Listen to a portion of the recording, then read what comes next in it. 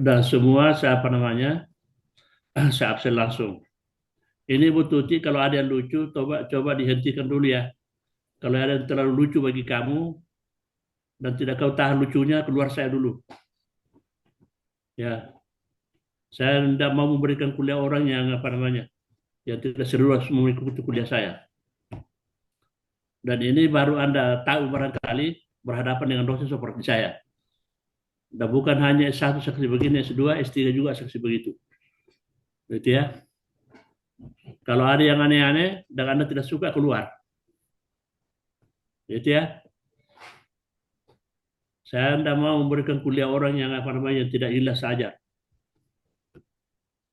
Oke. Saya perkenalkan dulu. Ya, saya berkenalan. Kalau Muhammad Farid itu S1-nya dari mana? Stay DDI Pangkep, Prof. Jadi pakai ya jurusan apa? Syariah, Prof. Ya, biasa dengar nama saya. Pernah, Prof. Ya. Nah, umurnya sudah berapa? Sudah 50, Prof. 50. Ya.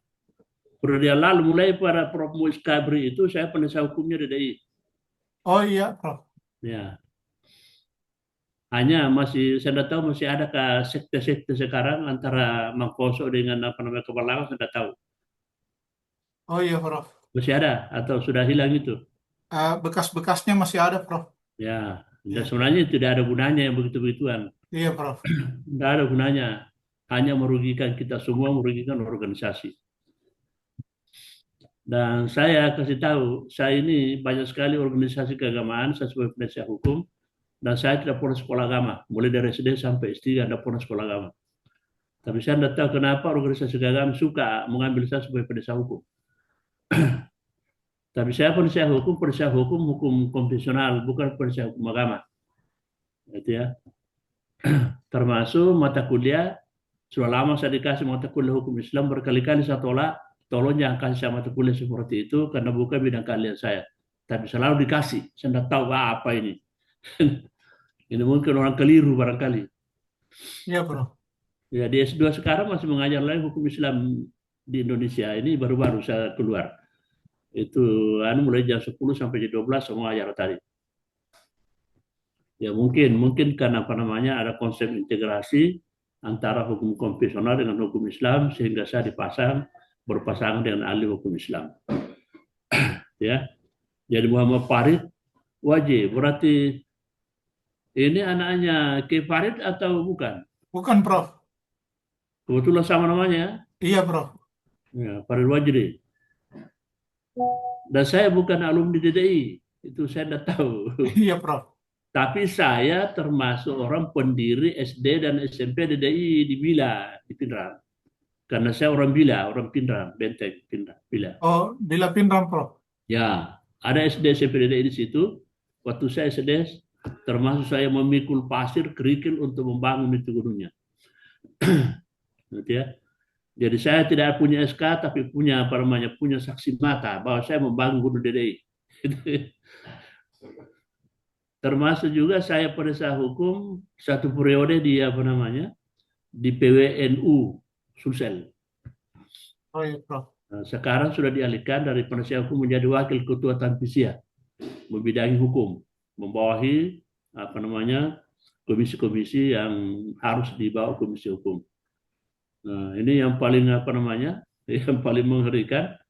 Ya, saya penasihat hukumnya, ketua komisi hukum HAM dan perundangan itu di Majelis Ulama Kota Makassar.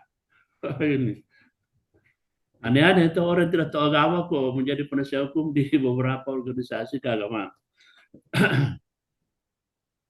Nah, saya termasuk mengeluarkan pernyataan waktu mau ditangkap itu si Mister Topi Miring. Masih ingat Mister Topi Miring? Yang dari Jawa Timur ke Makassar mempengaruhi dan ceramah orang bahwa wujud Tuhan itu bisa berwujud seperti manusia laki-laki. Wah, saya bilang ini. ini orang ini. Baru yang saya kasih pernyataan itu tentang pelanggaran hukum Undang-Undang ITE. Ya, jangan menyebarkan hoax melalui elektronik, itu melanggar undang-undang ITE. Dan alhamdulillah ya apa namanya MUI provinsi mengeluarkan fatwa dan termasuk materi pernyataan saya masuk. Akhirnya ditangkap di Jawa Timur. Ini saya kasih tahu orang di sini jangan, pokoknya tangkap itu. Jangan ada orang yang berani masuk di Makassar itu menyebarkan apa namanya pernyataan-pernyataan atau aliran yang sesat dan menyesatkan. Wah ini. Dan itu Muhammad bukan nabi terakhir. Ada dua hal yang paling mengerikan itu. Ya, Tuhan bisa merujuk sebagai manusia laki-laki, dan Nabi Muhammad bukan itu nabi terakhir. Wah ini. Saya bilang ini kalau tidak ditangkap cepat itu orang, bisa rambut kita ini bisa habis gugur ini kalau begini. Memikirkan orang seperti itu. Gitu ya. Dan di UIN ini kan mahasiswa apa ini? Mahasiswa UN ya. Iya, Prof. Perlu Anda tahu bahwa saya ini ketua Dewan Kehormatan, semua profesor, dosen, pegawai, dan mahasiswa melanggar kode etik pasti berhadapan saya. Ya, apalagi kalau saya ngajar, tolong jangan coba melanggar kode etik. Gitu ya. Ini sementara sekarang ada beberapa mahasiswa saya adili, itu dari Fakultas Saintek, dan ini sudah penuh kepala saya bahwa ini ada 4 orang harus di DO. Gitu ya. Satu di skorsing 2 semester. Supaya ini upaya saya bagaimana cara sehingga budaya-budaya pemukulan mahasiswa memukul mahasiswa baru kalau masuk itu kan ada sampai masuk rumah sakit. Ini harus di DO ini mahasiswa begini. Tidak ada tempatnya di perguruan tinggi Islam yang begini suka memukul orang. Itu ya. Di perguruan tinggi umum saja tidak ada tempatnya, apalagi kalau di UIN. Tidak ada tempatnya begini-begini. Dan kebetulan ada satu mahasiswa yang anak profesor, teman saya. Ya, tapi Anda harus tahu, hukum itu buta. Dia lambang hukum itu perempuan yang ditutup matanya karena buta. Ya, tidak melihat itu anaknya profesor atau siapa profesor itu. Ya, oke. Jadi tolong. Ya. Ya, saya kira ini yang pertama mengajar itu Nasir Siola ya. Iya, Prof. Prof. Nasir. Ya. RPS Nasir Siola itu penuh dengan hukum Islam. Dan itu yang saya kirim itu RPS Prodi S2 Ilmu Hukum. Yang 8 tema itu karena saya bikin. Ya, saya sudah tahu ini sudah berapa ini apa kelas-kelas dari hukum dari Islam itu yang saya ajar filsafat ilmu. Itu materinya itu semua tema itu ada hukum, ada Islamnya. Ya, saya bilang ini mata kuliah filsafat ilmu murni. Ya, jadi kalau kita selalu membonceng Islamnya itu jangan sampai Anda tergiring ke Islamnya saja, bukan filsafat ilmunya. Tapi nanti kalau bikin makalah, ya silakan saja. Temanya filsafat ilmu. Kalau Anda mau bandingkan dengan Islam, silakan saja dalam makalahnya. Lebih bagus lagi. Tapi harus Anda fokus di filsafat ilmunya dulu. Nah, ini. Karena ini saya bilang, coba kenapa Anda diajar filsafat ilmu di S2? Karena semua ilmuwan sudah sepakat. Ya. Bukan mayoritas, semua ilmuwan. Sepakat bahwa sains, ilmu pengetahuan itu berakar kepada filsafat. Utamanya filsafat ilmu. Tidak ada ilmu yang tidak berakar kepada filsafat ilmu, tidak ada. Ya, termasuk ilmu pengetahuan yang lahir yang berwawasan Islam. Ketika Islam berada pada ranah sains, ilmu pengetahuan, maka dia pasti berakar dari filsafat. Namanya filsafat ilmu.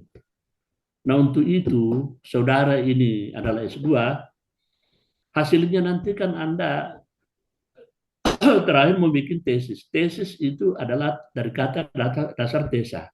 Tesa itu pendapat. Ya. Tapi belum bisa diketahui dikategorikan sebagai teori. Kalau S3 hasilnya itu adalah teori baru. Kalau Anda hasilnya tesa baru. Apakah ia tesa baru, apakah teori baru, itu secara saintis, secara metodologi ilmu pengetahuan, pasti lahir dari filsafat, filsafat ilmu, akarnya filsafat ilmu. Nah, oleh karena itu, setiap tesis, setiap disertasi, kapan dia melenceng dari filsafat ilmu, pasti tesis disertasi itu pasti salah. Pasti salah. Ya, jangan coba-coba bikin disertasi, bikin tesis, kalau melenceng dari filsafat ilmu. Jangan coba-coba. Gitu ya. Karena kita berada pada ranah sains. Utamanya sains sosial yang berbau agama. Gitu ya. Seperti itu anunya. Makanya Anda harus kencangnya. Kemudian yang kedua saya ingin sampaikan, karena belum ada materi kuliah ini hari, kalau mau tahu, ya, utamanya kalau hukum ya, mungkin seperti itu juga di sejarah peradaban Islam, bahwa tataran keilmuan itu ada tiga. Kalau hukum, saya kasih contoh hukum. Hukum kalau S1 itu belajar, maka fokus di norma. Norma atau kaidah hukum. Apa yang maksud dengan norma? Kalau Anda mau temukan norma kaidah hukum ada dalam pasal-pasal. Norma itu berupa perintah dan larangan. Jadi kalau orang mengatakan bahwa undang-undang itu hukum, itu salah. Undang-undang itu bukan hukum. Undang-undang itu sumbernya hukum. Sekarang kalau ditanya mana hukum dalam undang-undang? Hukum dalam undang-undang itu adalah perintah dan larangan. Sama dengan hukum Islam. Hukum Islam itu mana hukum di situ? Al-Quran kan hanya sumber. Hadis itu sumber. Ya, ijma itu sumber. Kias itu sumber. Yang mana hukumnya di situ? Hukumnya itu ketika kita temukan perintah dan larangan. Atau mungkin karena hukum Islam ada 5, ya wajib, haram, sunnah, mubah, apalagi itu yang karena 5. Itu. Kalau hukum konvensional hanya 3, perintah, larangan, dan izin. Ya, itu jadi kalau S1 itu berkelip di sekitar norma. Kalau S2 meningkat, cara belajarnya yang disajikan itu adalah tentang teori-teori. Ya, misalnya sejarah peradaban Islam, Anda harus kuasai seluruh teori sejarah peradaban Islam selama ini Anda kuliah. Kalau S3 itu, otak Anda akan dipacu untuk berpikir secara filosofi. Ya, makanya gelar doktor yang benar itu luar negeri, PhD, filosofi doktor, doktor filsafat. Artinya dia doktor ahli filsafat di bidang apa yang dikaji disertasi. Kalau disertasi tentang kafir, dia harus ahli filsafat bidang kafir. Gitu ya. Nah, oleh karena itu kesimpulannya, inti perkuliahan di 3 jenjang itu, intinya kekuatan keilmuan itu berada di S2. Itu. Makanya jangan main-main dengan S2. Makanya saya biasa kalau memberikan kuliah, kalau S2 sama Rai kalau main-main. Ya, karena kenapa? Tidak akan mungkin Anda paham norma hukum kalau Anda tidak kuasai teori. Karena hanya teori, pendapat pakar yang Anda mengajarkan Anda tentang norma hukum. Ya. Begitu pula di S3, haram hukumnya orang menguasai filosofi hukum kalau Anda tidak kuasai teori. Karena hanya teori pendapat pakar itu yang mengantar kita untuk memahami sesuatu, termasuk filosofi hukum. Filosofi apa yang Anda pelajari? Ya. Makanya saya tidak pernah belajar agama, saya katakan, kalau ada doktrin, mari kita murnikan Islam kembali ke Al-Quran. Cerita mati itu. Bagaimana kau kembali langsung ke Al-Quran kalau Anda tidak pelajari mazhab, pelajari fikih, kan hanya di situ kita dikasih tahu. Makanya inti kuliah di jenjang 3 jenjang itu adalah S2. Makanya jangan coba-coba main-main di S2 kalau saya ngajar.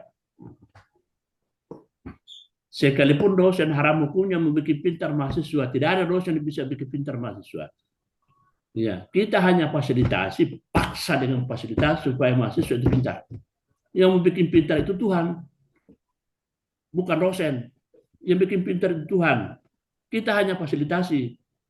Kalau ada orang makutu, makutu kuliah dicambuk oleh Pak Kiai. Kok caramu, nak nilai kepintaran tuh aku makutu kok. Kan begitu Pak Arif ya? Ya, Prof. Iya. Bagaimana kau pintar kau kutu kok malas. Itu.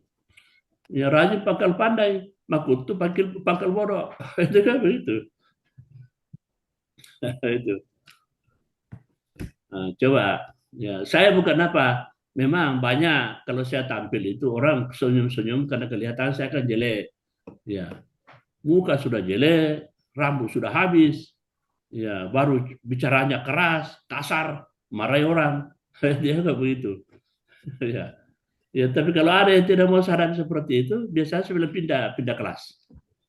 Gampang kalau saya. Oke. Ini. Kalau Abdul Muthalib dari mana S1-nya? Dari UIN, Prof. Baru tahun lalu lulus. Dari mana? Prodi apa? Jurusan SPI. Oh, berarti dari Fakultas Adab. Biasa Iya. dengan nama saya? Enggak. Baru Prof. Oh, baru Pas ya. masuk. Ya. Biasanya kalau masyarakat itu pasti kenal saya.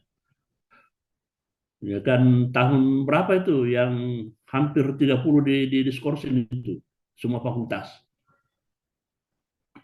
Berapa 2 tahun yang lalu ya? Oh, iya, kurang lebih 2 tahun lalu, Prof. Ya. Jilid pertama 6 laporan dari setiap fakultas, kemudian selesai. Ini bayangkan itu 6 laporan itu 1 minggu saya sidang.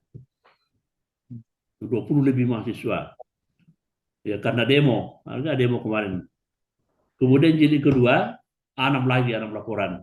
Dia 2 minggu saya sidang baru saya serahkan kepada rektor. Kemudian skorsing ini ya ada yang paling nakal itu kasih 2 semester. Ya, skorsing. Itu ya. Dan saya tangani kasus itu saya enggak pertimbangkan ini anak profesor atau anak apa. Itu kalau saya. Itu. Karena hukum seperti itu, kalau kita ya kalau kita mau kasihan-kasihan, sekalipun hukum itu sangat mempertimbangkan nilai kemanusiaan. Tapi nilai kemanusiaan kapan ditempatkan itu nilai kemanusiaan? Kapan? Ya, kalau anak nakal mahasiswa yang suka memukul mahasiswa sampai masuk di rumah sakit, ya nilai kemanusiaan ditempatkan di mana? Nilai kemanusiaannya dipihakkan kepada korban, bukan pelakunya. Gitu ya. Ya, kalau ada orang miskin sekali seperti guru yang di utara yang dipecat oleh gubernur, saya mengatakan itu bahwa keputusan memecat 2 guru ASN itu hanya karena kesalahan sistem. Ya, tidak ada nilai kemanusiaannya. Salah itu keputusan. Ya, makanya keputusan Prabowo yang merehabilitasi itulah yang mencerminkan nilai kemanusiaan dalam hukum. Bukan keputusan gubernur. Keputusan gubernur itu salah itu. Itu ya. Ya, seharusnya keputusan gubernur berpihak nilai kemanusiaannya itu dibawa kepada korban yang dipecat, 2 guru. Gitu ya. Jadi itu jadi hukum mempertimbangkan nilai kemanusiaan, tapi nilai kemanusiaan ditempatkan di mana? Gitu. Ini kalau Abdul Muthalib itu mau juga, tidak dia kalau anakmu dipukul sampai masuk rumah sakit. Masuk baru lagi, kasih yang belum tahu apa-apa, dipukuli baru masuk rumah sakit. Gitu ya. Jadi nilai kemanusiaannya seharusnya dibawa kepada mahasiswa baru, bukan kepada pelaku pemukulan. Gitu ya. Oke, saya kira terlalu banyak itu mendominasi masalah-masalah hukum karena memang saya ahli hukum dari S1, 2, 3 hukum dan semuanya hukum perdata karena orang saya itu orang yang paling konsisten. Ya, tidak mau siksa. Banyak orang mau profesor siksa, akhirnya tidak bisa diterima. Ya, sekarang tidak boleh lagi siksa. Ada teman saya seangkatan kuliah di Fakultas Syariah tidak bisa profesor karena siksa. Ya, S1-nya hukum tata negara, ya S2-nya hukum pidana, udah S3-nya di Fakultas Hukum tetapi kaji tentang hukum Islam. Nah, akhirnya tidak bisa profesor. Ya, termasuk ada yang bidang keahliannya, misalnya manajemen pendidikan, kemudian bikin jurnal, manajemen umum, terpaksa tidak bisa profesor. Hanya gara-gara itu. Jurnal internasionalnya itu manajemen umum.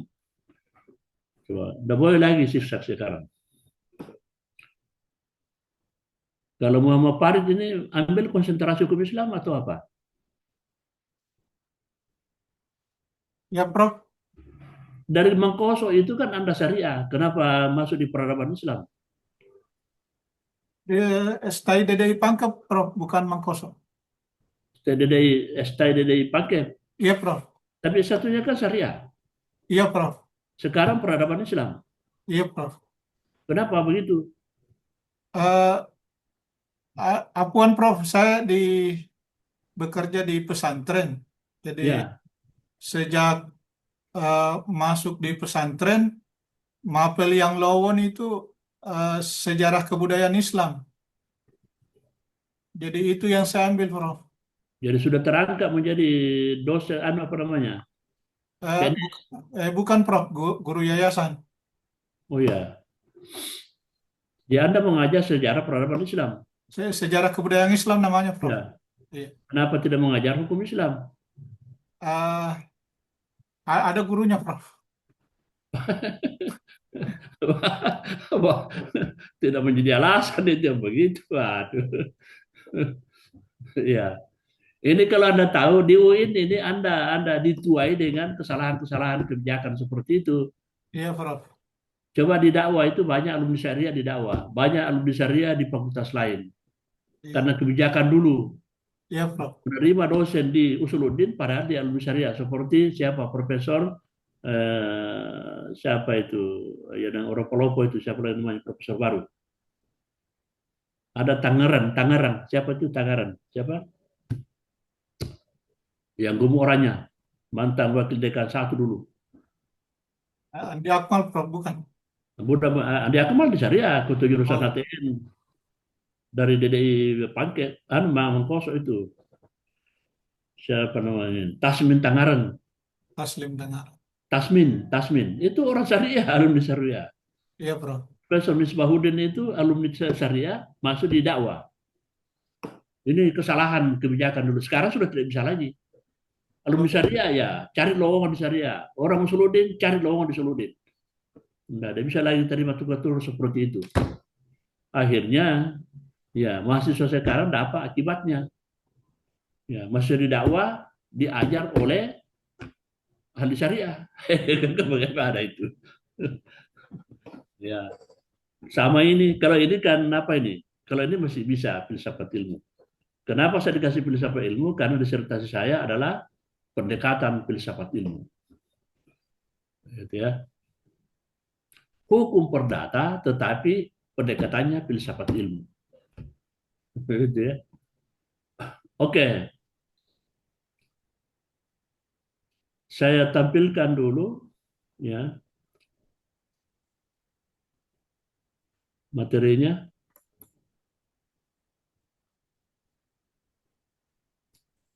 Oh, kayaknya tidak tersimpan ini ya, tidak tersimpan apa namanya materinya.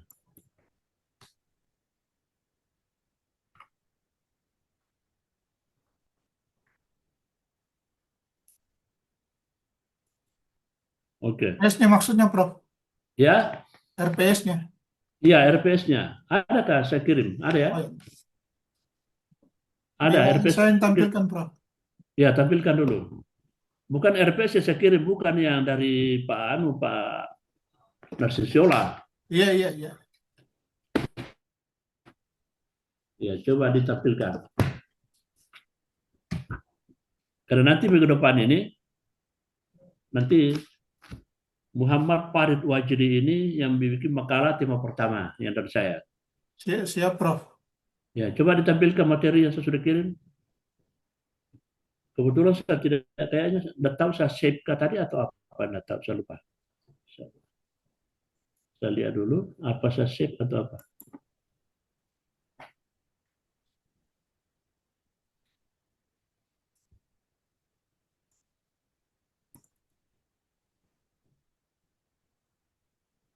Oh, ada nanti ya, saya coba tampilkan. Ya, Ada. Ya saya tampilkan dulu. Nah, ini.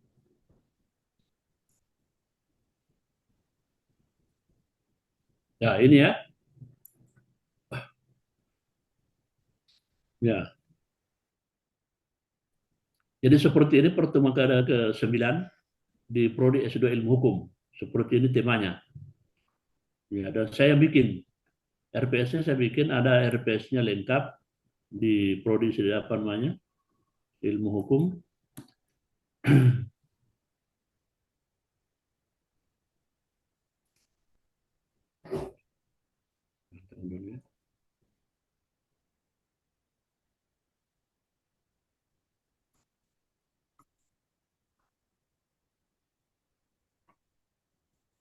Nah, ini seperti ini yang di ilmu hukum ini. Ya, S2 Ilmu Hukum. Untuk kuliah filsafat ilmu, ya untuk Prodi S2 Ilmu Hukum. Dan Prodi S2 Ilmu Hukum saya bikin. Saya kota tim pembentuknya itu. Ini seperti ini kalau di S2. Istilah dan definisi saya kira sama dengan di Narsisola.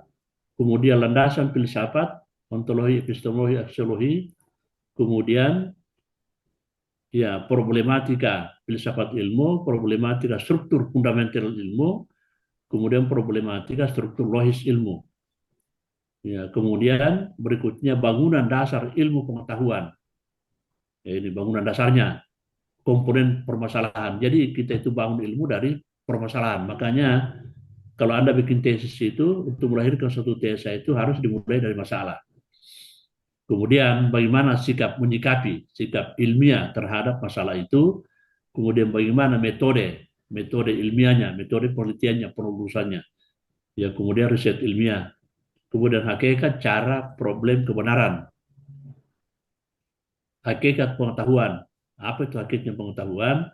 Cara memperoleh pengetahuan, problem kebenaran pengetahuan. Karena ini banyak mempersoalkan. Bagi positivisme kebenaran pengetahuan seperti ini, karena dia beraliran empirikal, kalau dia lihat batu, dia lihat mata kepala dengan batu, dia katakan batu.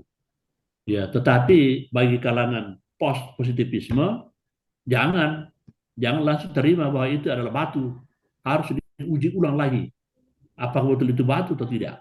Itu ya. Itu kalau post positivisme. Itu problem kebenaran. Kalau bidang hukum, ya positivisme hukum berbeda dengan sosiologi hukum. Itu tahapan, sumber dan karakteristik pengetahuan. Seperti itu ya. Jadi kita masuk ke apa namanya? Ini masuk saya tampilkan yang tema yang saya kasih seperti ini. Jadi tema ke-9, tema-tema kuliah filsafat ilmu berikutnya yang tema ke-9, konsep filsafat keilmuan. Bagaimana konsep filsafat keilmuan positivisme? Itu ya, seperti saya katakan tadi, bahwa kalau positivisme itu dia beraliran empirikal. Jadi metode penelitian digunakan adalah metode penelitian field research. Itu dia harus meneliti di lapangan. Ya, dalam filsafat itu peletak dasarnya adalah John Locke. John Locke saya kira sudah sering kita dengarkan menciptakan teori tabula rasa. Teori tabula rasa itu bahwa manusia lahir dalam keadaan suci bersih seperti kertas tanpa noda. Kalau dibawa di ilmu pengetahuan, artinya manusia lahir tanpa membawa ilmu. Nanti dia berilmu, terisi rasionya, pikirannya, akalnya dengan ilmu ketika bersentuhan dengan fakta di lapangan. Otaknya berisi pengetahuan karena dia pegang api, oh rasanya panas. Dia tahu, oh ini ternyata api panas. Ya, kalau pegang es itu, oh ternyata es itu dingin. Jadi isi pengetahuan kepala seseorang yang lahir dalam keadaan suci bersih itu hanya karena pengalaman. Gitu ya.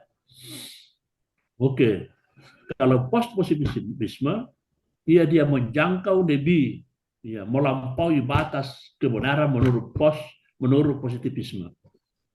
Gitu ya. Apa yang Anda lihat, ya. Dan biasanya di analisis kualitatif. Karena hanya analisis kualitatif dalam penelitian yang mampu menembus batas-batas faktual. Ya, kalau kita bawa ke metode penelitian. Biasa kalau saya mengajar seperti ini, ada 2 mata kuliah sama di S2, ilmu hukum, ini filsafat ilmu dengan teori hukum. Di S2 Anda tidak belajar teori hukum. Di prodi ilmu hukum saya wajibkan ada mata kuliah teori hukum. Kedua-duanya saya bawakan itu saya selalu kaitkan dengan metode penelitian. Ya, karena ini materi-materi semua ini nanti akan tersimpul di tumpuan terakhir Anda dalam bentuk tesis. Apakah Anda belajar filsafat ilmu, Anda akan diarahkan nanti tumpuannya ke tesis. Anda belajar sejarah peradaban Islam itu menjadi materi untuk masuk di tesis.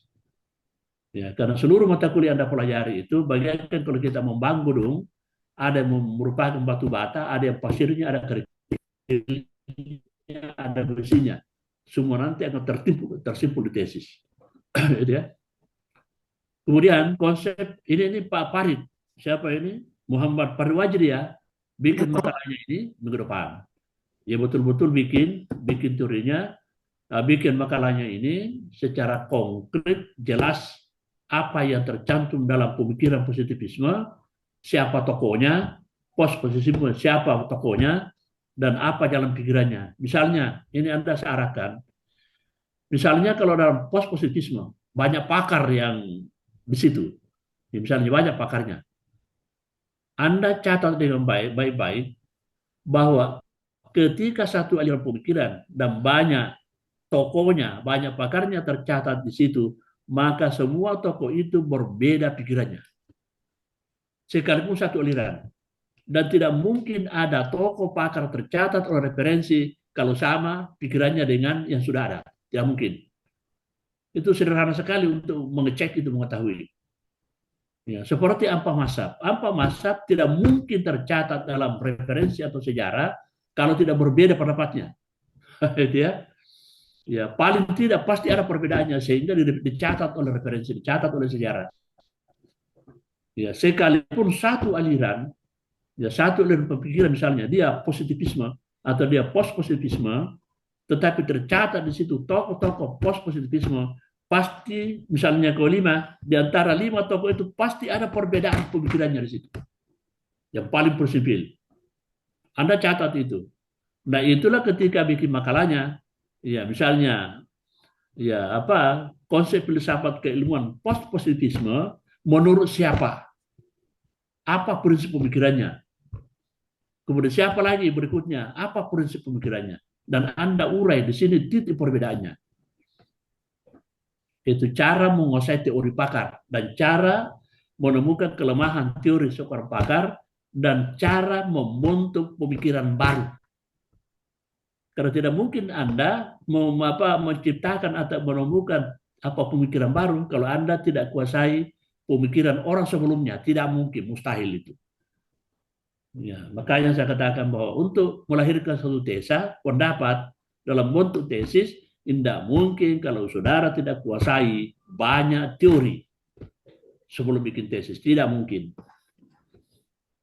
Makanya kekuatan kuliah itu dari jenjang S1, S2, S3, itu harus kuasai banyak teori, utamanya dalam bidang cabang ilmu yang Anda tekuni. Apalagi kalau S3, bagaimana Anda tahu tentang filosofi suatu kebenaran kalau Anda tidak kuasai teorinya? Tidak mungkin. Dan memang inti kuliah itu, inti S2 itu menguasai sebanyak mungkin teori. Ya, termasuk teori-teori di luar hukum. Nah ini, kalau Anda mau tahu teori-teori hukum, positivisme hukum, sosiologi hukum, sosiologi jurisprudensi misalnya, semuanya lahir dari prinsip teori-teori fisika. Ini, jadi sudah banyak artikel saya membahas teori hukum, padahal landasan pemikirannya adalah teori fisika. Misalnya teorinya Isaac Newton, ya, tentang mekanika kuantum. Itu teori-teori sosiologi hukum lahir dari situ. Ya, kemudian teori-teori ya Albert Einstein tentang teori relativitas. Ya, pakar-pakar hukum beraliran seperti itu mendasarkan pemikirannya dari situ. Nah, sekarang pertanyaannya, kenapa seperti itu? Karena memang awalnya ilmu pengetahuan sains itu yang pertama berkembang adalah ilmu pengetahuan alam, ilmu-ilmu eksakta. Kenapa ilmu-ilmu eksakta yang pernah berkembang? Karena ilmu pengetahuan berkembang pertama dari mitos. Mitologi Yunani, kalau Anda baca mitologi Yunani, orang mengatakan benar, tapi tidak bisa dibuktikan. Itu namanya mitos. Ya, dan orang DDI kayaknya ada juga yang percaya.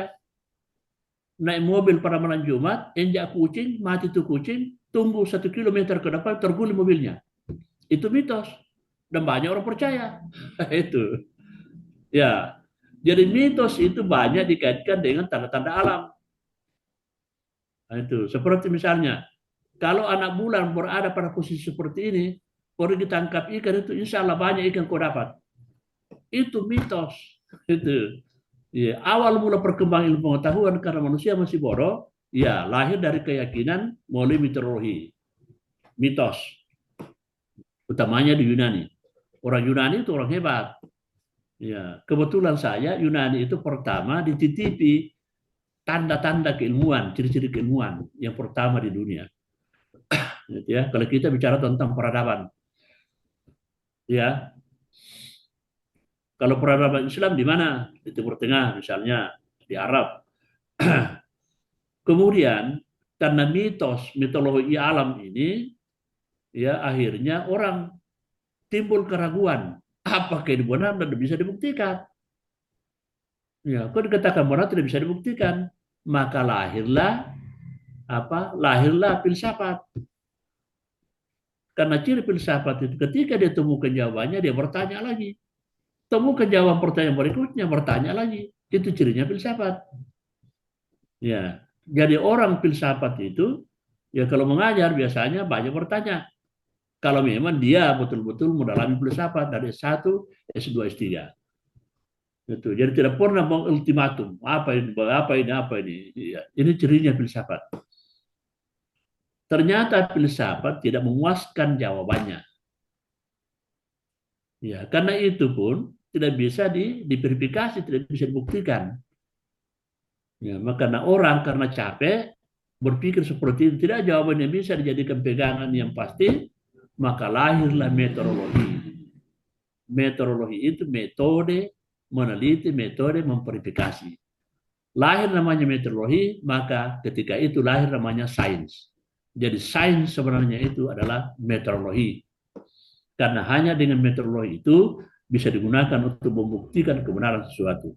Walaupun kebenaran itu, para ahli, semua ahli ilmuwan mengatakan bahwa kebenaran filsafat, kebenaran keilmuan, sains itu kebenarannya relatif.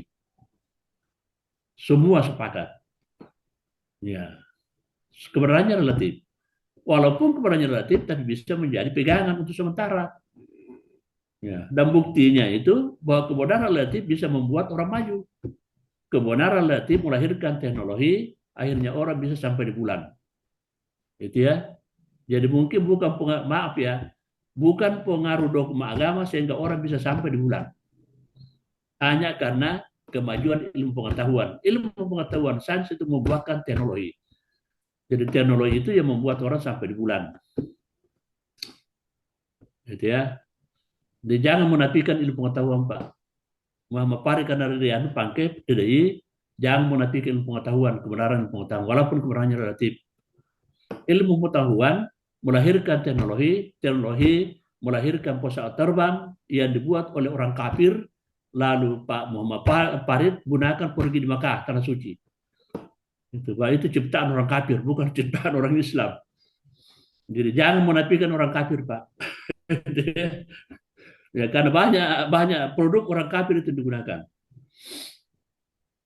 Ya, saya khawatir kalau misalnya mahasiswa S2 ini, kalau perlu makan boreks, jangan-jangan orang Kristen yang bikin itu, bukan orang Islam.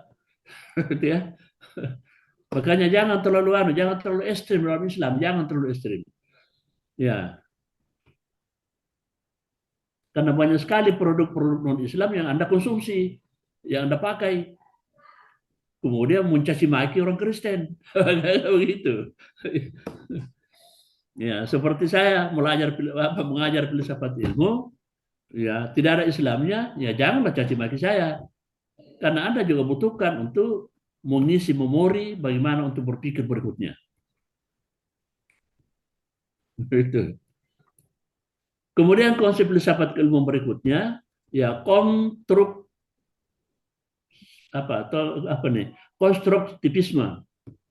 Ini suatu aliran pemikiran dari positivisme, post-positivisme, kemudian kontrol. Kemudian ini paradigma critical theory. Ini critical theory itu lahir di satu pengajian sains keilmuan itu di Jerman. Itu di Frankfurt namanya. Itu ada tokonya, toko peletak dasar tentang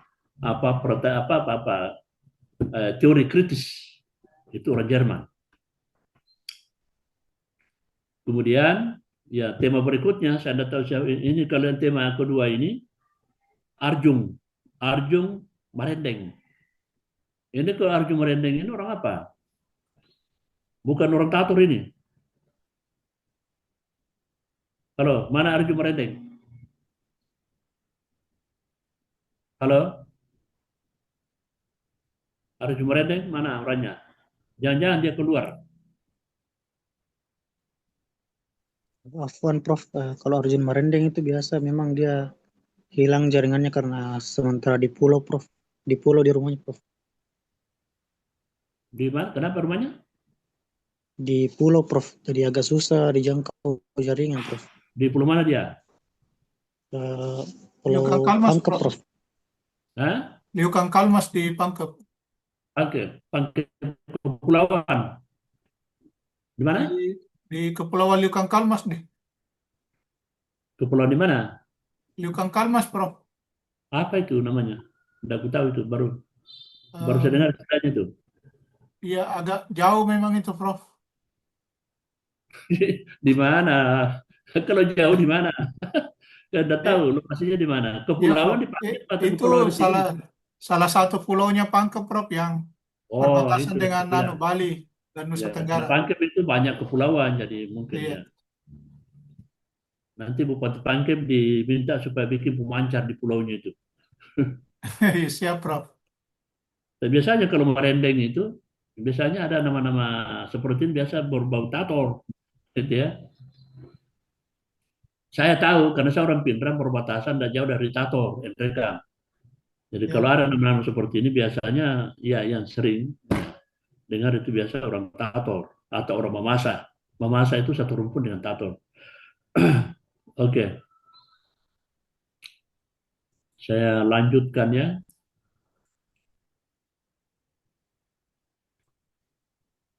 Oke. Jadi nanti apa namanya Abdul Muthalib yaitu bahas makalah dengan tema filosofi dan cakrawala filsafat ilmu pengetahuan. Siap Prof. Prof, Prof. Ya, Jadi ini kan di poin 1, 2 konsep filsafat keilmuan 1 dan konsep filsafat keilmuan 2. Itu satu makalah, Prof. dua makalah. Dua makalah. Ya. Dan nanti anda capek kalau bahas apa aliran pemikiran. Ya, dibagi dua-dua. Dua Kalau makalah, tapi satu orang yang buat. ini nomor satu orang bikin AB. Kemudian nomor dua mahasiswa yang lain lagi AB. Oh iya, Prof. Ya, ini konsep filsafat pemikiran, aliran pemikiran dalam filsafat keilmuan. Dibagi dua karena Anda akan capek kalau apa yang Anda bahas. Iya, Prof. Ya, makanya konsekuensinya susah kalau Anda alfa. Ya, ketika kita bahas positivisme dan post positivisme Anda hadir, lalu tidak hadir kalau kontrol dengan paradigma kriteria teori, Anda akan kehilangan dua aliran pemikiran Anda tahu. Ya, makanya jangan alfa. Dan begitu ya, Pak Farid. Iya, Prof. Ya. Kemudian yang ketiga, saya hapus tadi salah cakrawala filsafat ilmu pengetahuan. Ya, fenomenologi dan hermeneutika. Ini kalau hermeneutika ini tokohnya adalah ya salah satunya orang Jerman juga Jakob Derrida. Dia ahli ahli linguistik bahasa. Dan ini kehebatannya ini orang mampu dengan kemampuan hermeneutika, filsafat bahasanya, mengkritik bahasa hukum. Dan ini orang hukum itu banyak, utamanya kalau kita belajar filsafat hukum, itu banyak menggunakan pemikiran-pemikirannya ini. Derrida. Oke. Kemudian yang keempat, kerangka dasar teori keilmuan. Kita masuk di kerangka dasar keilmuan. Ini tokoh-tokohnya. Ini berapa ini?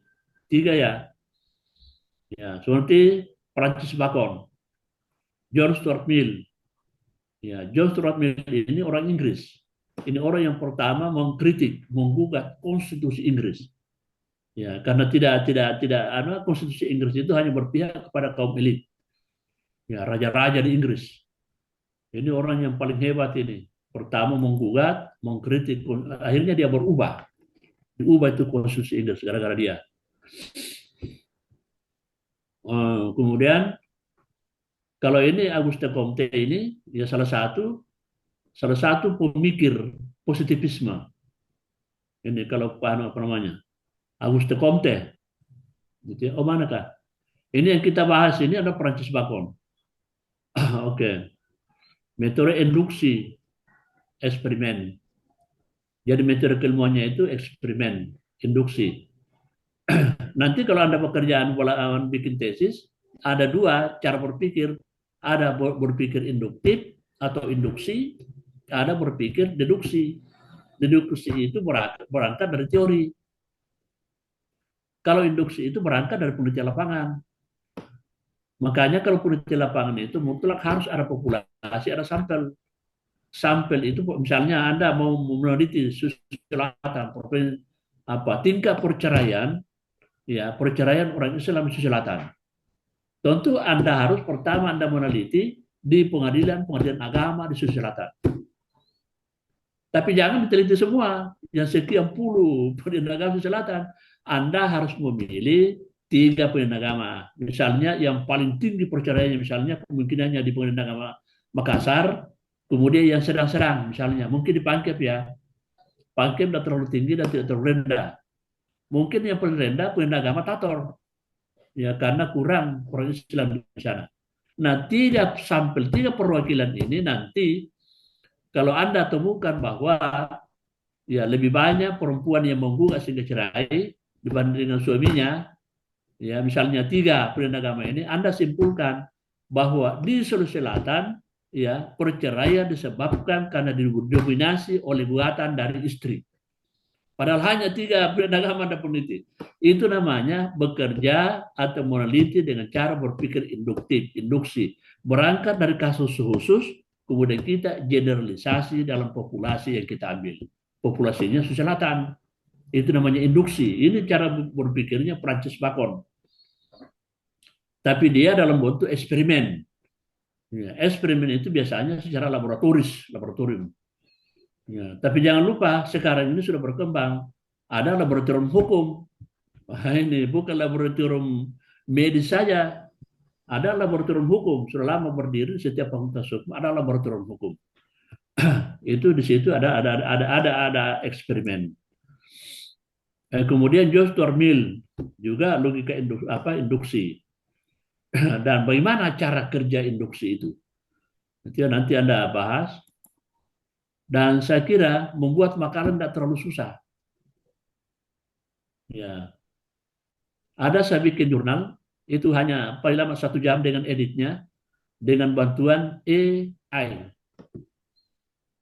Tapi jangan lupa, ya jangan lupa dibantu oleh AI, ChatGPT. Ya jangan lupa itu catat bahwa hanya dibantu karena ChatGPT AI tidak mampu menangkap kehendak pikiran Anda. Tidak mampu. Tidak mampu menangkap perspektif Anda. Ya, jadi ketika jadi narasi dari AI misalnya ya 15 halaman, Anda baca ulang baru edit sesuai dengan perspektif Anda. Maunya Anda bagaimana? Itu ya. Paham ya?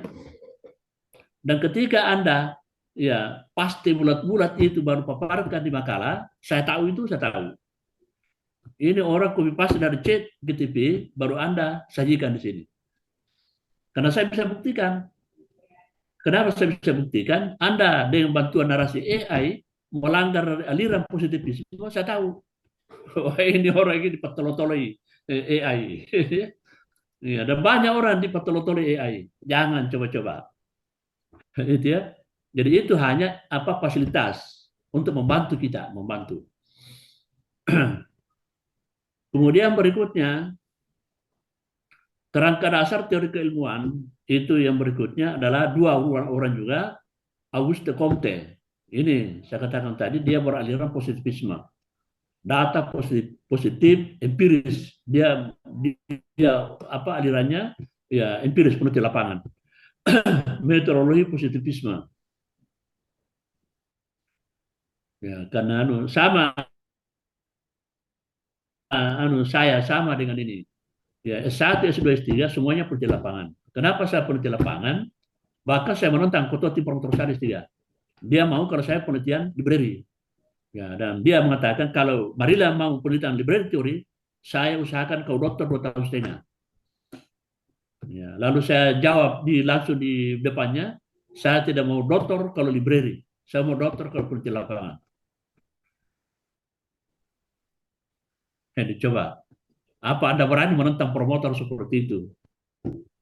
Itu ya. Anda mau.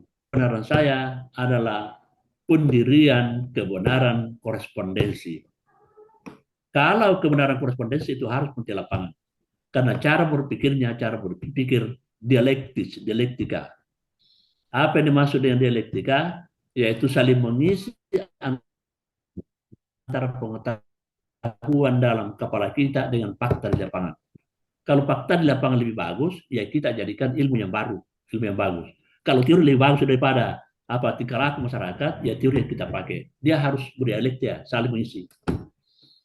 Kalau library itu kebenaran koherensi, cara berpikirnya juga dari Aristoteles, yaitu silogisme.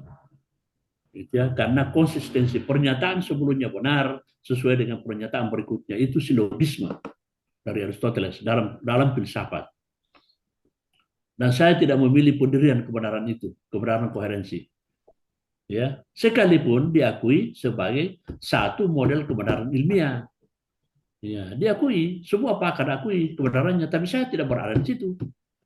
Ya, tidak mau memilih, tidak mau mengikuti aliran itu. Ya, sama mungkin Farid, Muhammad Farid, karena dia dari DDI dipaksa untuk apa mengikuti mazhab Imam Syafi'i, ya misalnya. Ya, Ya, Prof.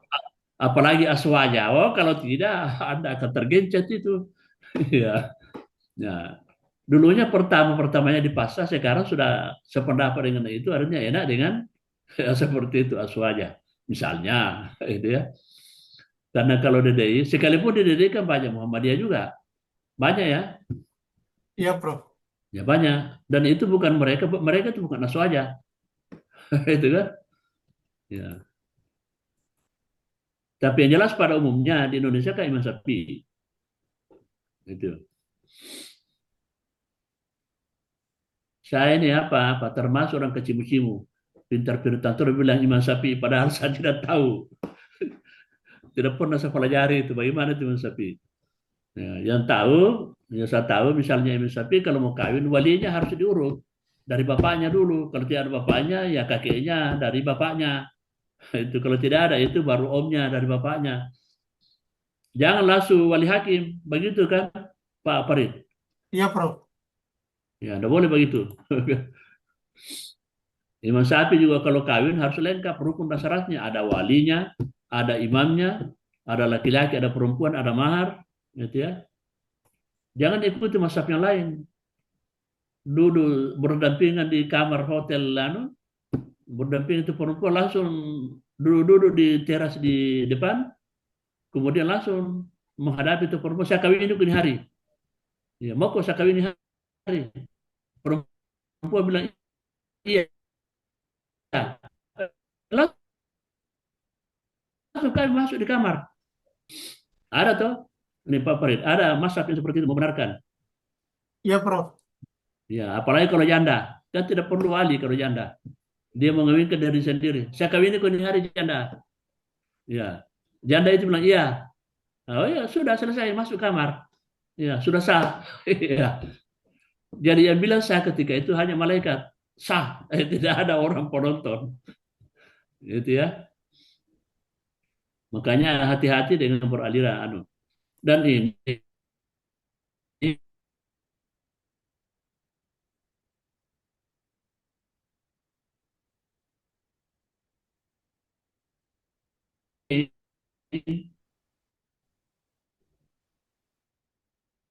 dan ini seperti aliran seperti ini sama dengan di aliran hukum. Jangan kalau bersentuhan dengan istri kulit itu kan batal wudhu. Ya, tapi jangan pakai kalau tawaf, begitu ya. Kalau tawaf di Ka'bah bersentuhan dengan kulit perempuan berkali-kali untuk pergi berwudhu. Nah itu jadi tidak berlaku di situ. Yang berlaku adalah mazhab yang lain. Sama dengan misalnya bidang hukum, kalau kita berada di hukum pidana itu harus pakai aliran pemikiran positivisme hukum. Kalau apa hukum-hukum lain seperti perdata yang longgar, muamalah itu bebas menggunakan sesuai hukum. Gitu ya. Jadi jangan kita apa namanya. Oke, selanjutnya ini positivisme logis. Nanti sedapat mungkin yang saya tidak terungkap tokonya ini nanti Anda ungkap tokonya di mana. Ya, kalau positivisme logis siapa tokonya? Ya, itu verifikasi, konfirmasi, eliminasi, metafisika dan apa perpaduan ilmu. Ya, kemungkinan ini mungkin misalnya Karl Popper. Karl Popper dengan menciptakan teori falsifikasi. Suatu kebenaran, ya kenapa sehingga dipasangkan dengan Auguste Comte. Auguste Comte itu aliran pemikirannya positivisme dan dia empirikal. Yang menentukan kebenaran itu adalah fakta, data. Jadi kalau Anda meneliti, ya itu kalau library itu kebenarannya kebenaran rasional, kebenaran rasionalitas. Sehingga yang menentukan kebenaran ada rasio kemampuan menganalisis daripada peneliti, hipotesis. Ya, kalaupun di lapangan itu kebenaran objektif karena objek fakta yang diteliti menentukan kebenaran. Tidak terlibat rasio kita Anda. Ya, kalau misalnya ya Anda lihat bahwa warna tempat kacamatanya Pak Marilang itu hitam, tidak ada pikiran bisa menyatakan mungkin putih, mungkin hijau, tidak ada. Yang menentukan ini faktanya, ini datanya ini. Itu kalau penelitian lapangan hasilnya kebenaran objektif karena objek yang menentukan kebenaran. Kalau nanti kalau library itu kebenaran rasionalitas, Anda tidak pernah melihat fakta, hanya membaca data-data sekunder dari referensi. Ya, peneliti-peneliti sebelumnya yang bikin buku, bikin jurnal, bikin hasil penelitian itu yang Anda baca. Ya, makanya pesan metode saya karena saya pengajar meteorologi penelitian ilmiah S1, S2, S3. Saya selalu pesankan kepada mahasiswa, tolong ya data yang Anda peroleh baik secara sekunder dari referensi maupun dari lapangan, tolong divalidasi, diuji kebenarannya sedapat mungkin walaupun tidak pasti sama dengan faktanya, tetapi Anda harus uji verifikasi minimal mendekati sama dengan faktanya. Karena kapan itu berbeda dengan faktanya, maka celakalah orang-orang berikutnya yang membaca tesis Anda. Celaka. Akhirnya ilmu pengetahuan berkembang miring. Karena dimulai dari data sekunder yang Anda paparkan, ternyata tidak sesuai dengan faktanya. Itu ya. Karena itu fakta dengan data berbeda. Anda meneliti, kuburannya Sultan Hasanuddin misalnya, ini kuburannya Hasanuddin seperti ini. Anda lihat dengan mata kepala. Ya. Lalu Anda foto, setelah Anda foto, lampirkan di tesis. Nah, itu dah yang dilampirkan di tesis namanya data. Faktanya masih di goa, kuburannya apa namanya. Jadi kalau beda apa yang Anda paparkan datanya dalam bentuk tesis dengan faktanya, maka celakalah peneliti berikutnya. Gitu ya. Makanya jangan coba-coba Makanya data yang diperoleh harus diolah, decoding, diverifikasi sedemikian rupa sehingga mendekati kebenarannya seperti data yang fakta yang Anda peroleh. Itu. Ini biasa kalau saya mengajar seperti ini, selalu dikaitkan dengan itu karena ujungnya nanti Anda akan meneliti. Kemudian kerangka dasar teori keilmuan yang ketiga, ini kalau Augusto Comte ini aliran empirikal, ya positivisme, ya nanti ini mungkin agak berbeda dengan positivisme logis. Logis itu logik, akal sehat. Kemudian kerangka dasar teori keilmuan yang ketiga, ini Karl Raimund Popper. Kemudian ini Thomas Samuel Kuhn. Ini semua ahli fisika ini. Karl Raimund Popper itu ahli fisika, kemudian Thomas Samuel Kuhn itu juga ahli fisika. Ya. Kalau Karl Raimund Popper itu menciptakan teori falsifikasi. Ya, kebenaran positivisme yang berdasarkan fakta misalnya, ya, Anda mengatakan ini tempat kacamata. Ya, kalau kita lihat, iya betul, dibuka, wah, ini kacamata di dalam. Ini berarti ini tempat kacamata. Karl Raimund Popper tidak mau terima itu. Harus diteliti ulang, harus diuji. Apakah betul ini tempat kacamata? Itu contohnya saja. Itu namanya teori falsifikasi. Karena menurut dia, pekerjaan ilmuwan itu adalah pekerjaan untuk membuktikan ketidakbenaran sesuatu yang sudah benar menurut ahlinya. Bisa dipahami nih, bisa dipahami menurut saya. Kalau ada teori yang lahir menyatakan begini benar, karena Popper tidak mampu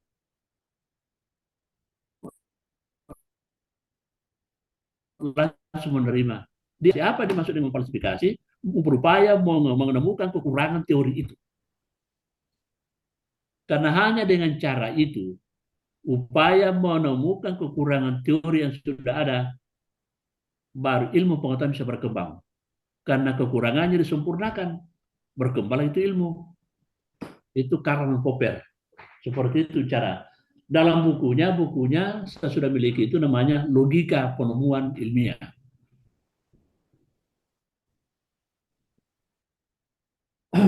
Mana saya lupa di mana saya simpan itu bukunya. Itu bukunya tentang logika. Ini bukunya. Karl Popper. Ya.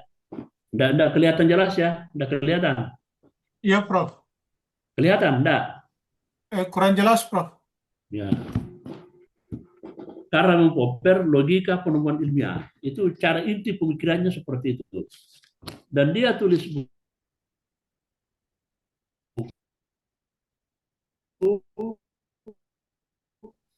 Coba, ini 596. Ini. 596 halaman bukunya ini, logika penemuan ilmu. Padahal inti pemikirannya kebenaran positivisme, kepastian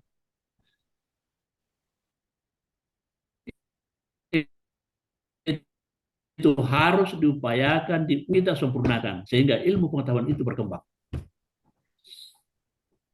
Ya, ini dalam kajian filsafat ilmu dengan metodologi.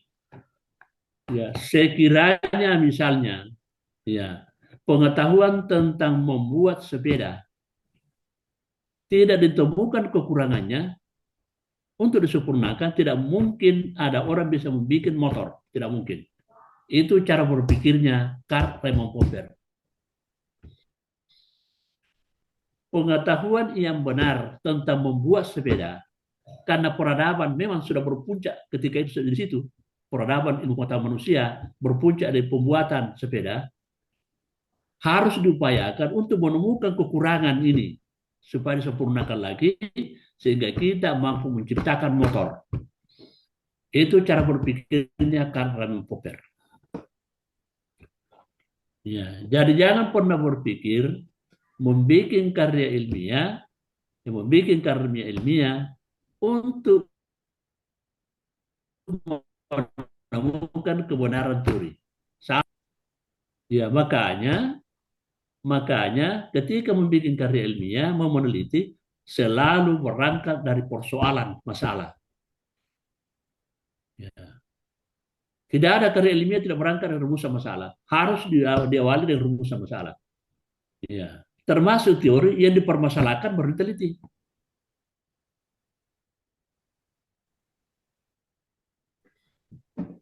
Ya. Pengetahuan filsafat ilmu tentang sains. Ya.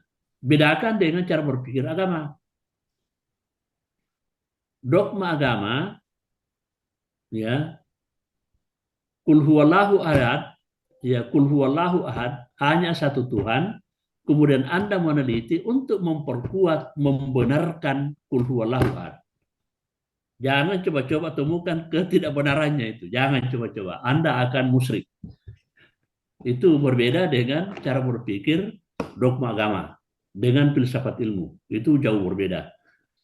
Ya, filsafat ilmu berangkat dari keraguan untuk meneliti, menemukan kebenaran. Kalau dogma agama berangkat dari keyakinan benar untuk meneliti dan memperkuat kebenaran itu. Itu coba dicatat baik-baik itu.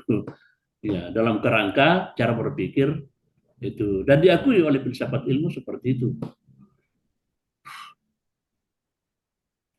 Kemudian kalau Thomas Samuel Kuhn, ya, kalau Thomas Samuel Kuhn itu puncak revolusi paradigma. Apa yang maksud dengan revolusi paradigma? Kalau ada orang melihat dari utara, dari sudut utara, dari apa namanya, arah utara melihat sesuatu, lalu dia mengeluarkan teori seperti ini, usahakan Anda melihat dari arah lain. Maksudnya menciptakan cara pandang baru. Ya, itu prinsip pemikirannya Thomas Samuel Kuhn. Ya. Kalau perlu, tapi ini bagi orang Yunus, menggunakan cara berpikir out of the box. Cara berpikir yang tidak biasa, yang tidak normal. Tapi ini biasanya orang genus yang seperti itu. Yang IQ-nya tinggi. Gitu ya. Ya. Yang menggunakan cara berpikir di luar kebiasaan. Misalnya contoh misalnya. Ini sekarang saya tanya dulu apa Sadino. Sadana. Orang apa ini? Iya, Prof. Orang Orang apa? Prof. Cuma Bapak Mamak Bugis. Ya, Bugis. Iya, Bapak Mamak Bugis, Prof. Cuman saya lahir di Makassar. Oh, kedua orang tua Bugis, tapi lahir di Makassar. Iya, Prof. Oh ini, tapi namamu kan lain-lain. Iya, Prof. Ini kan ada mirip-mirip dengan Sarino. Sarino itu orang pengusaha berhasil, orang Cina. Oh, iya, Prof. Tahu Sarino? Bob Iya, Prof. Sarino. Nggak tahu, Prof. Ya, mirip-mirip dengan itu. Iya. Itu ya. Ya. Ya, ini saya mau tanya dulu. Semuanya saya tanya, utamanya Sarino. Kan ada itu berkembang di YouTube. Saya hanya ikuti di YouTube. Bahwa ya mendekati kiamat itu matahari akan terbit dari barat. Dan salah satu penceramah itu ya yang saya ikuti, katanya sudah tiba itu tanda-tanda itu. Apa tanda-tandanya? Itu bahwa di barat itu sudah banyak mu'alaf ke Islam. Itu menceritakan bahwa Islam terbit dari barat, kemudian ditafsirkan sebagai matahari terbit di barat. Karena Islam itu adalah matahari. Matahari banyak mu'alaf di barat, jadi ada kemungkinannya dari barat nanti itu muncul matahari berupa kekuatan Islam. Kira-kira menurut Sadino itu benar atau bagaimana? Perlu diteliti kembali, Prof. Ya, itu karena mempoper. Iya. Kalau Thomas sama Likun itu saya sudah apa namanya mengatakan mustahil itu, salah itu. Ya. Dan banyak sekali pakar-pakar itu menyatakan seperti itu, tanda-tanda sudah lahir semua. Gitu ya. Nah, saya bantai itu dengan menggunakan teori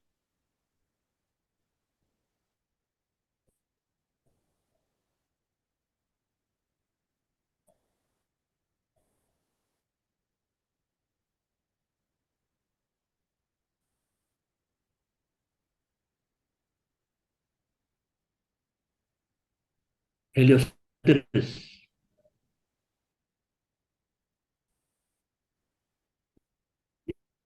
Ya, dengan dibantah oleh Nicholas.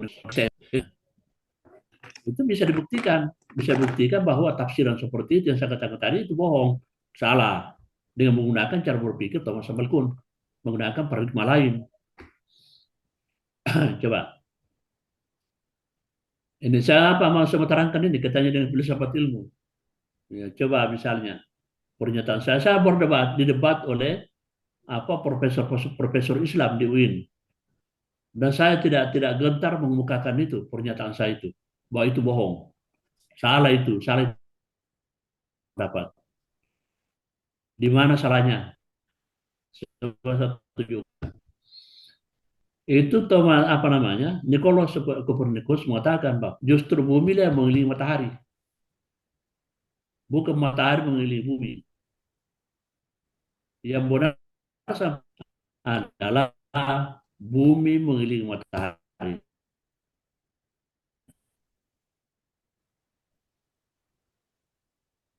Dan cara bumi mengelilingi matahari itu arah kiri. Seperti tawaf di Ka'bah. Ka'bah kan berputar ke kiri ya. Muhammad Said Farid berputar ke kiri ya. Kalau tawaf orang. Ya, Prof. Halo.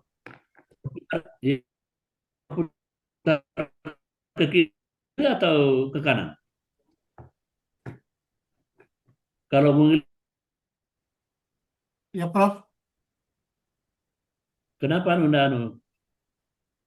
Ya, tapi dengar saya dengar. Dengar, Prof. Terdengar, Ya, Prof. ya berarti dia tawaf keliling ke arah apa namanya? Nah, coba kaitkan dengan ayat Al-Quran, ya. Dan saya minta pernyataan dari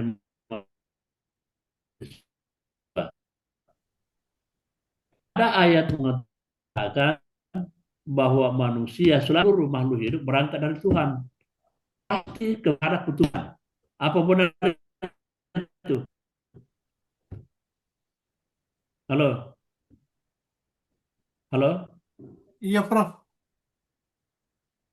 apa benar itu? Ah, coba dikaitkan dengan teorinya Nicholas, itu berputar berangkat dari Tuhan, berputar ke kiri, seperti tawaf di Makkah.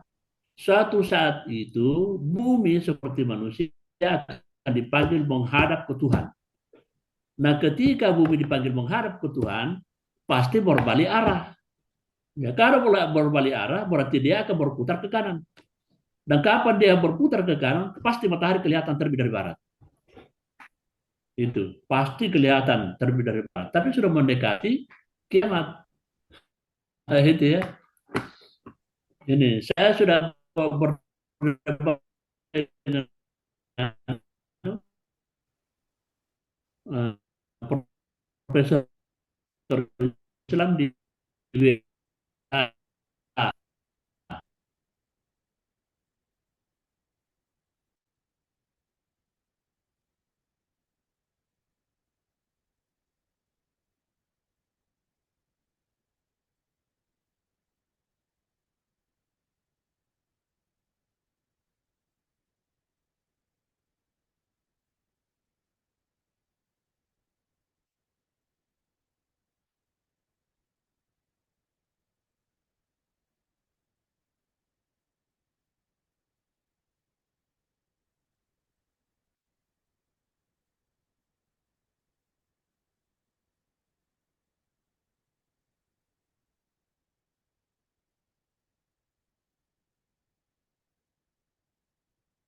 Putus-putus, Ki. Apa Nabi Pak Prof tadi terakhir? Nggak kedengaran di saya, putus-putus juga.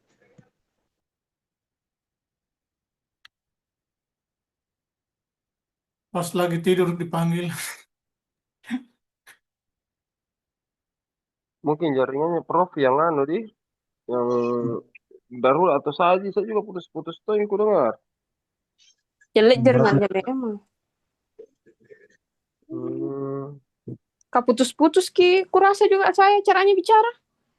Oh, kukira saja begitu. Kukira jaringanku tadi yang tidak bagus. Cuma, ya, ada nih. Jaringannya mungkin. Ini apa Zoom yang non premium atau apa ini? Zoom Pro, Ya, Zoom Zoom Unlimited ini kan? Iya, Iya, Prof. Prof. Maksudnya Zoom yang terbatas waktunya, bukan? Oh, terbatas. Iya, terbatas. Oke, kalau begitu saya persilakan. Tidak terbatas Ya. ini sampai jam 8 malam batas waktunya.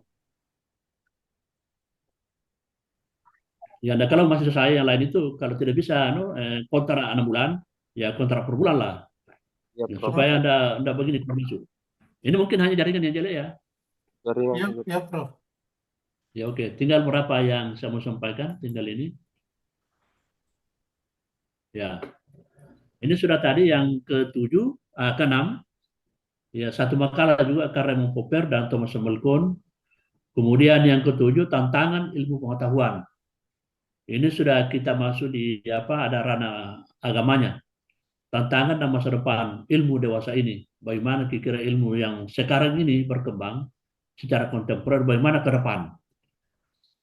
Kemudian yang kedua, kemajuan ilmu dan krisis kemanusiaan. Karena ternyata ilmu pengetahuan, misalnya di Barat itu karena kemajuan ilmu pengetahuan dan teknologi yang sangat dahsyat, akhirnya nilai-nilai kemanusiaan itu ditinggalkan orang. Gitu ya. Kemudian yang ada 3 sub, agama, ilmu, dan masa depan manusia. Ya, bagaimana agama, bagaimana ilmu pengetahuan tentang masa depan umat manusia. Kemudian ke-8, ini peran dan tanggung jawab ilmuwan. Peran ilmuwan menurut filsafat ilmu dan menurut agama. Tentu kita menurut agama Islam. Kalau agama misalnya Kristen, tentu dia bahas agama Kristen. Kemudian yang kedua, tanggung jawab ilmuwan menurut filsafat ilmu dan agama. Ini 2. Ini integrasinya itu, integrasi keilmuan non-Islam dengan Islam itu kita akan kaji di tema ke-7 dengan tema ke-8. Dan sebelumnya saya kira Profesor Nasir Siola, semua tema itu ada kaitannya dengan Islam, kecuali yang tema pertama dan yang kedua ya. Semuanya lainnya itu ada Islamnya. Kalau saya dominan filsafat ilmunya dulu, paham dulu filsafat ilmunya, baru Anda kaitkan dengan agama Islam. Ya, oke, saya kira itu ya yang bisa saya sampaikan hari. Insya Allah minggu depan, hari Minggu seperti hari Minggu jam 8, karena kuliah saya di Majene berakhir tadi jam 8, kecuali yang mata kuliah hukum Islam S2 UIN itu masih minggu depan 1 kali, jam 10 sampai jam 12. Jadi kuliah hari ini jam 1, hari Minggu, digeser minggu depan di hari Minggu jam 8. Oh, ya, siap, Yang Prof. ketuanya mungkin siapa? Ketuanya Pak Farid ya? Iya, Prof. Ya, jadi tolong diingatkan saya kalau kalau mendekati kuliah, karena saya sudah sering lupa-lupa. Iya, Ya. Prof. Ya, katanya orang ciri-ciri khasnya kalau profesor itu sering lupa. Kacamatanya disimpan di kepalanya, dia lempar anaknya, di mana kacamataku? Padahal ada di kepalanya. Iya, Prof. Gitu ya. Ya ada dosen saya di UNAS, profesor, sudah pensiun, tapi masih dipaksa mengajar karena tidak ada yang bisa menggantikan. Karena dia ahli betul di bidang itu. Dan bisa, tidak ada orang yang ganti. Kegagalannya mengkader ahli seperti dia dirinya. Itu kegagalannya dia. Kenapa itu berapa puluh tahun kamu ngajar tidak bisa mencetak mahasiswa bisa mengganti bidang keahlianmu? Itu ya. Jadi tidak ada orang yang bisa ganti. Nah, pergi di pesta sama-sama istrinya naik mobil. Kemudian pulang kembali di rumahnya, tinggalkan istrinya di pesta. Sampai di rumah nama raya anaknya, mana mamamu? Kenapa aku biarkan keluar? Ya, padahal dia yang bawa ke pesta itu begitu kalau profesor. Ya. Tapi belum sampai yang separah itu. Ada yang lebih parah lagi. Profesor yang tidak bisa membedakan antara istrinya dengan pembantunya, itu yang lebih parah itu ya.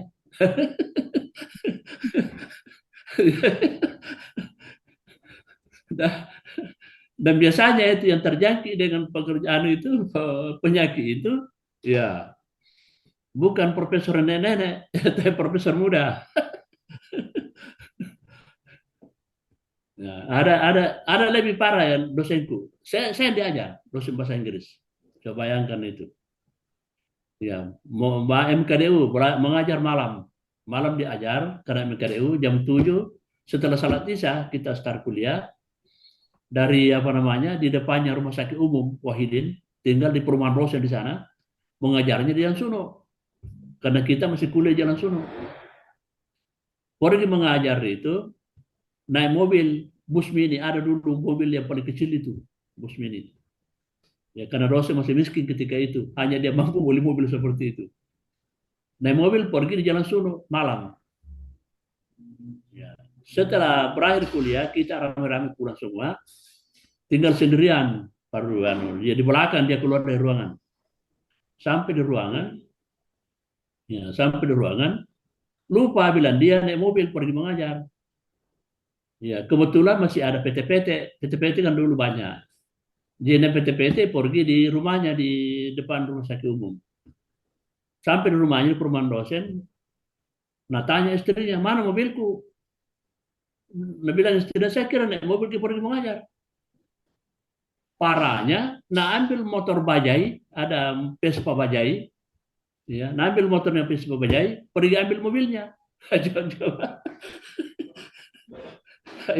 itu ciri-ciri profesor yang sudah pikun. Sampai di kampus Jalan Suno, untuk masih ada satu mahasiswa teknik, kebetulan pintar naik mobil. Jadi mahasiswa itu yang dia suruh bawa mobilnya, dia naik motor pulang. Bodohnya, kenapa bukan mahasiswa itu kau suruh bawa motor karena naik mobil? Waduh. Itu ya. Ya, Prof. Jadi kalau begitu profesor, ya jangan pernah berpikir menjadi profesor. Jelek akhirnya itu profesor. Ya oke. Ya mudah-mudahan nanti minggu depan Pak Muhammad Pariwajiri bikin makalah yang sebaik-baik mungkin. Ya, Dan Prof. kebetulan ini kelas, semua kan 2 kelas SPI saja. Ada yang online, ada yang offline. Tidak ada yang saya wajibkan bikin artikel. Makalahnya dibikin artikel, ya dikirim ke jurnal, dan mengikutkan nama dosennya, dua-dua. Saya tidak wajibkan itu. Yang saya wajibkan hanya Prodi S2 Ilmu Hukum. Ya, baik filsafat ilmu maupun teori hukum. Dan itu parah sekali karena salah teknis di Prodi S2 Ilmu Hukum. Ya, satu masih membawa makalah teori hukum dan filsafat ilmu bersamaan waktunya. Ya. Jadi paginya teori hukum, mahasiswa itu bahkan makalah, di samping jam 10, mahasiswa itu juga bahkan makalah filsafat ilmu. Jadi bikin makalah yang 1 malam 2, pecah kepalanya. Saya salah teknis ketika itu. Nah itu ya. Jadi Anda bikin makalah saja, Anda presentasikan, kemudian diskusikan. Ya, kalau Anda mau kirim menjadi jurnal, ya silakan saja. Kalau tidak, tidak usah. Ya, hanya Prodi Ilmu Hukum yang saya wajibkan itu. Sekian. Assalamualaikum warahmatullahi wabarakatuh. Terima kasih banyak, Prof. Assalamualaikum. Waalaikumsalam warahmatullahi wabarakatuh.